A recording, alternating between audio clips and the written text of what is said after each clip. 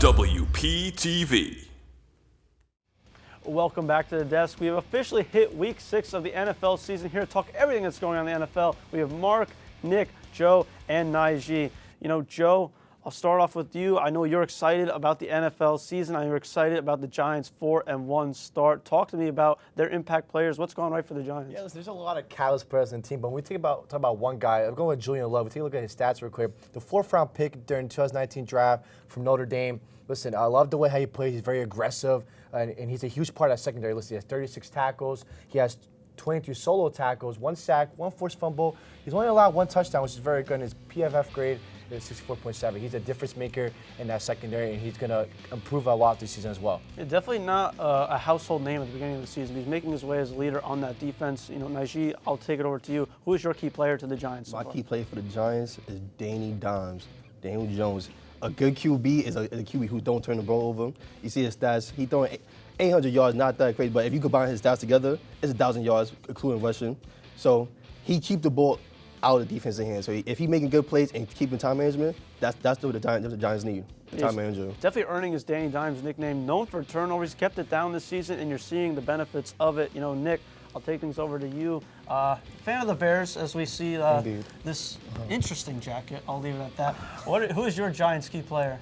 Well, you know, I think that this one's a no-brainer. It's clearly Saquon Barkley. You know, before the season started, we knew he was the X factor. If he could stay healthy, the Giants were going to be a problem. You know, he's right now, he's second in rushing in yards, 533 yards. He's got 3 touchdowns right now. That's tied for 5th. He's 3rd in attempts as well, 97. He's been able to just, you know, kind of be a workhorse for this Giants team and just be able to continue to run that ball. And, you know, even when they went to their 3rd-string quarterback, he was able to run the wildcat and stuff like that and just and go crazy. So it's Saquon. Yeah, it's good to see him finally get back from all those years of injuries, years from underperforming, kind of living up to that number 2 overall pick that he once was. So, Marc, I'll throw it over to you now. Who is your key player for the New York Giants? Yeah, you know, we talk a little bit about Saquon, but what about the guys blocking for him? Give me Andrew Thomas, the left tackle. 1st-round pick in 2020. He's allowed 6 total pressures, only got 1 penalty. His run block grade is outstanding at a 90.8. And then the pass block grade, not bad either, at an 86. He's a phenomenal player. He's blossomed every year, and it's just great to see his progression as that cornerstone left tackle that the Giants have needed. You know, the Giants definitely got their cornerstone left tackle, and, you know, you need a lot of things in the NFL to be successful. It's quarterback, defense, left tackle. We're going to talk about head coaches now. And there are a lot of teams in the NFL that are unhappy with their head coaches, a lot of fan bases that are unhappy with their head coaches. And, you know, we already saw Matt Rule get fired midseason for the Carolina Panthers. And every year in the NFL, there's a carousel for coaches going around. So, Nick, who is your best candidate to get potentially fired at the end of the season or midseason?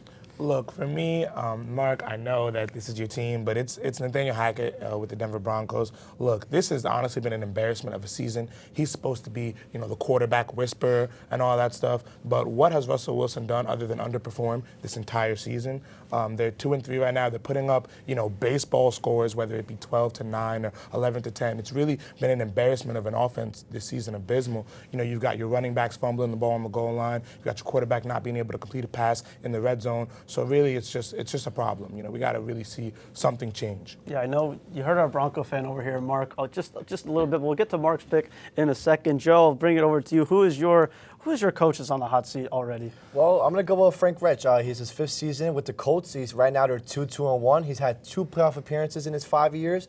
His total record is 39-30-1. But listen, this is a lineup. It's a construction lineup that, you know, it's saddled with age. They're a declining QB with three different guys now. Right now you're on Matt Ryan. You tried to Carson Wentz experience, it failed, unfortunately. You have a receiving core that's like, it's a barren. You know, there's not really much depth there. And, you know, this is a wide open AFC South. That's the problem. You know, and I think when you look at this team, you know, was Matt Ryan the answer? Because the way how this team is set up, you know, with Jonathan Taylor, you have a great running back in Jonathan Taylor, but the way how this offense has been producing has been a failure, and the defense has been a failure too. And the Colts surrender a league worst, 21 sacks for 168 yards, lost yards. So it's going to be disappointing to see what the Colts are doing this season. You know, Frank Reich, definitely known as a quarterback whisperer. That offensive line is struggling a little bit this season. But, you know, in his defense, it's hard to build stability when you don't have that same quarterback every year. So they're going to win the AFC South. It'll be interesting to see what happens to him. But, Marc, I'll throw it over to you now. We saw Nick rip on your Broncos a little bit, but I know that's not going to be your pick. So who's going to be your pick on the hot seat? Yeah, you know, I have to cut Nathaniel Hackett a little slack, even though he may not deserve it. He is a first-year head coach. But someone for me that I think really needs to show a little more before he can get off the hot seat is Ron Rivera. The Washington Commanders, they're currently 2-4 with a win last night against your Chicago Bears, Nick. But 15-23 all-time with Washington, and then you throw your quarterback under the bus? That's just not how you coach a team. Yeah, Nijee, quarterback thrown under the bus. You know, Ron Rivera, I'll throw it over with you now. I think this one hits a little bit home for you. Yeah, it do hit hard in my heart right now. I'm taking a kneecapper, South knee biter, Dan Campbell. 1-4 this season, total 4-17 and 1 against Steelers. Hands right there. But Dan Campbell, it's his second year. Defense trash this year. We allowed the most in the NFL for both seasons back to back right now. And we lost the Patriots 29-0, right? So Dan Campbell, he's on the hot seat. And I put him on the hot seat myself. Like, I'm tired of him. Do better. Nijee would be a dangerous GM. Oh, yeah. To say the least. But two guys, not coaches, but quarterbacks. MVP candidates, always fun to talk about MVP talk throughout the season. Josh Allen, Patrick Mahomes, that's the big debate in NFL football right now. Marc, I'll throw it over to you. If you had to take one for your MVP right now, who would it be? Well, before I get into that, we'll take a look at their stats. Josh Allen currently 1,876 total yards. That's 1,651 passing, 225 rushing, 16 total touchdowns, 14 of them passing, 2 of them rushing, 4 total interceptions. His passer rating is 107.4 with a completion percentage of 66.8. Mahomes, on the other hand, 1,490 total yards, 1,398 of them passing, 92 of them rushing, 15 total touchdowns, all of them are passing, only 2 interceptions, much better passer quarterback rating at 110.5 and a completion percentage of 66.7. But for me right now, Allen makes the difference. He's got the ability to run, he's got the ability to throw. I think he does it all, and I think that's what an MVP should encapsulate. Nick, are you on the same page with Marc? You taking it with Mahomes? Where are you going with this? You know, I think that it's clear that, you know, we've seen these guys throughout their career. We know this is going to be the Brady, Peyton Manning of the future. We see it in both of these guys. Both of these guys have a lot of MVPs in their future. But I think this year it's going to be Josh Allen. You know, the way that the Bills have been able to dominate teams, the way they dominated the Steelers, they dominated the Rams, that's just something I'm not really seeing from the Chiefs. So for me, when you're putting on these dominating performances, your stats are going to rise. You're going to look better. So to me, it's Josh Allen's MVP to lose. Yeah, you know, Josh Allen, you got 2 over here. You know, this is the bearded side of the desk. Shout out, Nick. What's wrong with my beard? Theirs is more full. It's lacking. It's a little more full. Our director can relate to you a little bit. But what is your take on the Josh Allen and Patrick Mahomes debate? Listen, Jimmy, you can't go wrong with either of the two. I mean, but if I had to choose one, I'm going to go Patrick Mahomes. I mean, listen, he's already had a Super Bowl underneath his belt. You know, I think when you take a look at how he really runs the offense. I know that he has Coach Andy Reid, and they have a genius of a coaching staff, but Mahomes really changed the offense, and he utilizes weapons very well. And the same thing with Josh Allen, but I just love the way how Mahomes really has dominated this franchise with the Chiefs. And I think in the long run, I think the Chiefs will have a better finish than the Bills this year. Nijee, settle the debate here. Mahomes, Allen. I'll make this real quick. It's Josh Allen. Only because of the fact that his team is going to finish at a higher standards than the Chiefs this season. That's really it. I'm gonna keep it right there because their stats is basically the same record right now. So I'm gonna keep it Josh Allen. I think all the Allen hype is a little. He's good. Don't get me wrong, but Mahomes did beat him last year and has generally had his number. 13 seconds, by the way. 13 seconds in the fourth quarter. I'm just gonna say. I think I'm not gonna hop off the Mahomes bandwagon. But Nijee, I'll start out with you. Keep it quick. Sunday Night Football picks gonna be a big NFC East matchup. You got the Eagles and you got the Cowboys. Who are you going with? For the gamblers, Cowboys. But right now, in my heart, Eagles.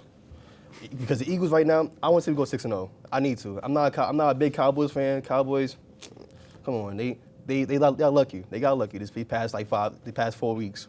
So at the end of the day, the Eagles going to win. They got a better running game and a better defense. Joe, are you running with Jalen Hurts and the Eagles? You got Cooper Rush, 4-0 as a starter. Where are you going? Well, listen, you give a lot of credit to Cooper Rush, replacing Dak for the time being, giving a 4-0. But I'm going with the Eagles. This defense is just very good. We talk about the offense as well, but this defense, this secondary, you have Slay, Maddox, you acquire Bradbury, you also get Gardner Johnson from the Saints, right?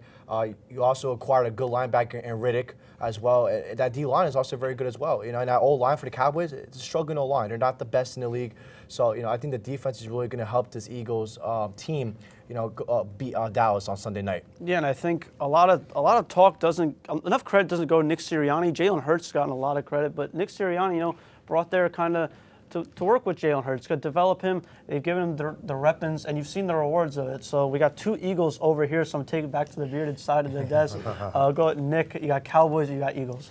Look, the Eagles, they've been able to, squeak out a couple of wins this season. They're undefeated. But at the end of the day, I think that this is the Cowboys' game right here.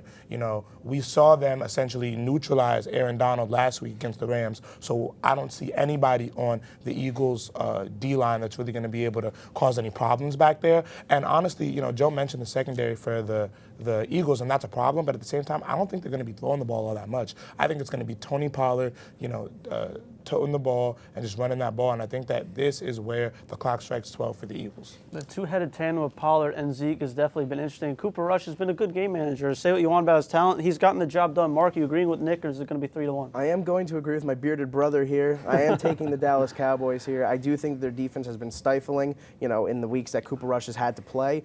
But he's been good, too. He's been a good game manager. He's been getting the ball out. He's been able to win games, and that's what really matters. And I think that this is the Eagles' first real competition of the year, and I think the Cowboys can squeak out a win. So, Marc, we taking Jalen Hurts or Cooper Rush? Jalen Hurts. So we taking Jalen Hurts, Cooper Rush? Jalen Hurts. Okay. That's why there's 11 guys on each But side. like, it's not a one-on-one. But Jalen Hurts, that's why the Eagles going to win. So like that, the Eagles going to win. Hey, look, what's going to happen when Micah Parsons is chasing Jalen Hurts around the field? Then what? Hey, then he's what? a mobile QB. Then what? Hey, he's a mobile QB. You all have more facial hair than me, but this is the bearded side, and I'm definitely not on the bearded side. So I'm going to settle this debate myself. I say death taxes, Marc, Brandt, in football a lot. Death taxes, and you see this is a nice watch right here. This is primetime football. What do the Cowboys do in primetime? They lose. Oh, yeah. So Same old Cowboys. I don't say this often as a Giants fan, but fly Eagles fly this weekend. Wow. Big primetime game in the NFL, and we're going to throw it over to primetime with the MLB block and Anthony Walker as the MLB postseason is underway. Keep it locked here on WPTV.